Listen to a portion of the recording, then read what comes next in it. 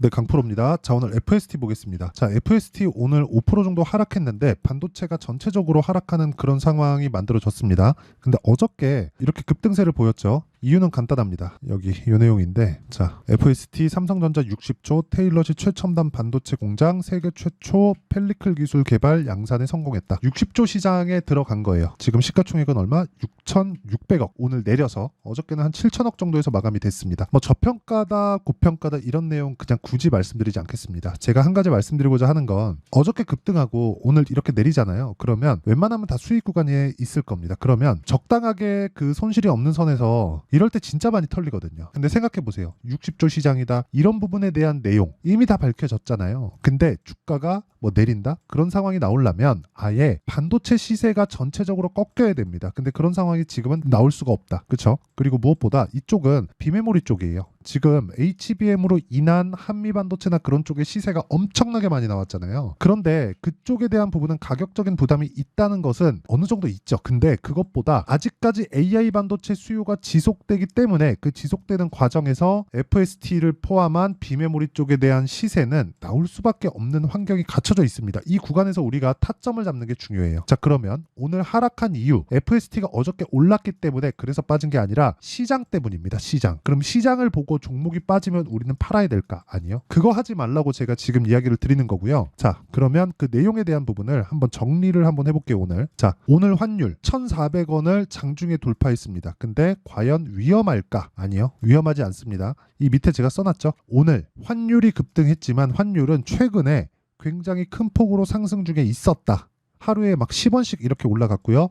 1,400원까지 올라가니까 오늘 외환당국에서 구두 개입을 했죠. 야, 너네 진정해. 요 정도 수준입니다. 요 정도 수준으로 막아놨는데 환율이 올라가는 이유가 중요해요. 이유가. 그게 미국입니다. 미국. 연준 때문이에요. 연준에서 일부러 환율을 끌어올리고 있다. 즉 달러 가치를 높이고 있다. 근데 그런 과정에서 이슈가 하나 있죠. 이란발 문제예요. 중동 불안에 대한 문제. 뭐 이란발일 수도 있고 뭐 이스라엘발일 수도 있죠. 근데 지금 우리가 중요하게 봐야 되는 문제는 이게 지속적으로 무언가 시장을 압박할 수 있을까 이게 아니라 이걸로 인해서 파생되는 문제인 환율이 어떤 영향을 미칠까라는 겁니다. 자, 내용 제가 간단하게 정리해 드릴게요.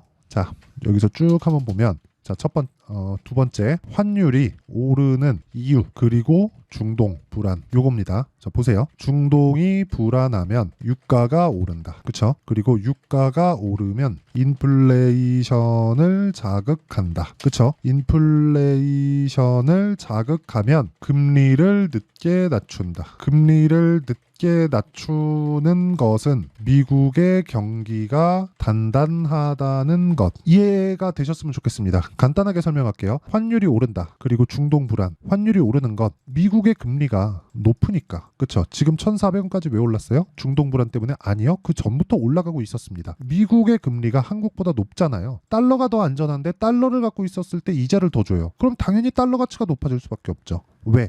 인플레이션을 누르기 위해서 미국의 중앙은행이 달러를 흡수하고 있다. 그렇죠? 그러면 이렇게 됐을 때 한국을 포함한 이머징 국가들, 뭐 한국이 뭐 사실 뭐 10위권 국가니까 이게 과연 이머징인가 할 정도긴 한데 이걸 이렇게 한번 보시자고요. 어쨌든 이머징에 속해 있으니까 이머징 국가를 포함한 지금 유럽도 휘청휘청하잖아요. 달러가 높아지면 다른 나라에서 부작용이 먼저 옵니다. 근데 다른 나라에서 부작용이 오는 게 합치고 합쳐져서 미국으로 가요. 그러면 미국으로 갔을 때 누가 책임져요? 연준이. 그러면 그때까지 할 수 있어요? 없어요. 근데 지금 금리를 유지한다는 건 왜 그래요? 다른 나라에서 버틸 수 있으니까. 이게 답이에요. 그럼 환율이 올라가면 좋은 점. 지금 나쁜 점을 이야기를 드렸는데 나쁜 점은 그러면 이 전체적으로 봤을 때 없다는 거죠. 그럼 좋은 점. 수출 기업들은 좋다. 그러면 지금 반도체 종목군들한테는 환율이 높은 게 좋다. 그렇죠? 올라가면 올라갈수록 좋다. 왜? 다시 떨어질 거니까. 그리고 올라가면 올라갈수록 실적은 빠르게 좋아지니까. 그렇죠? 이게 가장 좋습니다. 그러면 환율이 올라가면서 주가가 팡 튀잖아요. 환율이 딱 내린다는 그 순간에 주가는 폭락할 수 있습니다. 그래서 지금 금리를 늦게 낮춘다는 것. 이 내용 자체가 조금 어려울 수 있습니다. 최대한 제가 쉽게 표현을 하고 있으니까 영상을 돌려보더라도 이 내용이 이해가 되면 다른 종목에서도 진짜 충분하게 활용을 할 수 있는 거예요. 자, 그래서 결과적으로는 그래요. 지금 환율이 올라가는 건 수출 기업들한테 좋다. 그리고 수출 기업들 중에서 HBM이 가장 좋았는데 뒤따라서 가고 있다. 그 이유는 아까 전에 제가 말씀드렸죠. FST에 대한 개별적인 이유. 그렇죠. 그러면 시장을 이유로 떨어지면 매수 기회가 된다. 타점. 이게 중요하다는 겁니다. 즉 가격이 먼저 반영하는데 가격이 먼저 반영하는 근거, 이유, 지금 환율이 급등하는 근거, 이유, 그 내용에 대해서 이야기를 드렸고 이 내용을 내가 다 이해를 했을 때 그쵸? FST 같은 종목을 매매해야지만 내가 수익을 꾸준하게 낼 수 있다. 자, 제 계좌 수익부터 오픈하고 갑니다. 자, 내용 보세요. 53%. 뭐 고가부터 많이 떨어지긴 했는데 제가 3월 말 한 중순 정도부터 매매 실수를 조금 했습니다. 근데 그런데도 불구하고 올해 들어서 24년도 들어서 50%다. 계좌 수익이 종목 수익 아닙니다. 어떤 종목을 했는지까지도 제가 이야기 드릴게요. 보세요. DI 뭐예요? 돌파 수익이죠. 큰 폭의 수익이죠. 올라갈 때 매수하죠. 뭐 다른 종목들 자람 테크놀로지 그쵸? 수익이죠. 75% 이런 수익. 근데 언제? 돌파 그쵸? 뭐 다른 종목을 보더라도 마찬가지예요. 에브리봇 어때요? 돌파 수익이죠. 47% 수익 그쵸? 이런 매매를 해야 된다. 최근에 뭐예요? 중동물환, 흥구석유 어때요? 돌파, 그쵸? 수익이죠? 계속해서 수익을 보고 있다. 이런 상황을 만들어야 돼요. 전체적으로 제가 반도체 종목군들을 좀 많이 가지고 있습니다. 그렇다 보니까 최근에 뭐 조금 하락하면서 그런 상황들이 있기는 있죠. 근데 그래도 계좌 수익이 53%, 내가 넣은 돈 대비해서 50% 이상이 늘어났다는 거예요. 그리고 이런 부분을 제가 여기 소통방에서 공개를 합니다. 언제? 시장가 매수 8시 50분 장시작 전에 한국석유, 흥구석유. 자, 매매하는 과정에서 내가 너무 어렵다 하시는 분들은요. 소통방에 들어오시면 되고 다 무료로 제가 다 진행하고 있으니까 구독과 좋아요 이거 2개 누르고 상단에 있는 전화번호로 소통 또는 제가 여기 10억 만들기 프로젝트를 진행하고 있거든요. 그것에 대한 결과입니다. 이게. 그쵸? 소통이나 10억이라고 문자 보내주시면 제가 소통방 입장 링크를 순차적으로 공유를 해드리도록 하겠습니다. 자, 그리고 제가 실제 거래하는 타점 그리고 어떤 식으로 제가 이 계좌 수익을 내는지 그 내용에 대해서 말씀드렸으니까 이 내용을 가지고 종목을 보면 FST는 앞으로 좋을 내용이 있습니다. 그러면 지금 시장에 의해서 떨어졌을 때 절대 팔면 안 돼요. 저도 오늘 보유 중에 있습니다. FST 오늘 또 샀어요. 자, 내용 보여드리면 보세요. HLB 같은 경우에도 제가 수익을 꽤 많이 냈는데 뭐 지금 어저께부터 제가 다시 매수하고 있습니다. 그리고 아까 전에 말씀드렸었던 FST 다시 한번 보면 어때요? 쭉 이렇게 보면 정확하게 돌파 구간에 맞춰서 공략에 들어갔고 오늘까지도 매수에 들어갔습니다. 그렇죠? 뭐 내일 저는 반등할 거라고 보는데 뭐 시장이 중요하겠죠. 어쨌든 시장에 대한 부분 중요하지만 그것보다 더 중요한 게 종목 타점을 어떻게 잡는지 이게 중요하다. 자, 그래서 제가 오늘 뭐 시장도 그렇고 뭐 시장도 안 좋고 해가지고 뭐 장중에 너무 집중을 해서 보느라 뭐 지금 좀 정신이 없습니다. 그런데 지금 중요한 부분은 우리가 이런 종목군들을 계속해서 공략을 해야 된다는 거예요. 삼성전자의 60조 시장 그렇기 때문에 앞으로 좋을 내용 이런 내용 저런 내용 이런 내용보다 더 중요한 게 뭘까요? 미래 가치를 반영하는 주식시장의 움직임 그런 과정에서 시장으로 인해서 조정을 받으면 적절한 그 매수 타점이 온다. 이랬을 때 아까 전에 제 계좌 수익이 얼마인지 어느 종목을 공략해서 타점을 잡는지 그 부분에 대해서 제가 계속해서 이야기를 드리잖아요. 그래서 그 내용에 대한 부분을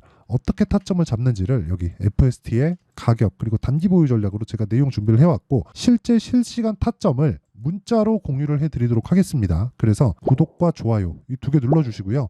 상단에 있는 전화번호로 ST 자 ST라고 문자를 보내주시는 분들에 한해서만 제가 가격 그리고 얼마에 잡아야 되는지 단기 보유 전략과 함께 그리고 실시간 타점 FST의 실시간 타점 이거 내일 당장 잡아야 됩니다. 실시간 타점을 모두 공유를 해드리도록 할 테니까 구독과 좋아요 눌러주시고 상단에 있는 전화번호로 ST라고 문자 보내주시면 됩니다. 자, 그러면 내용 정리 한번 할게요. 환율 급등 나온다 상관없다. 왜?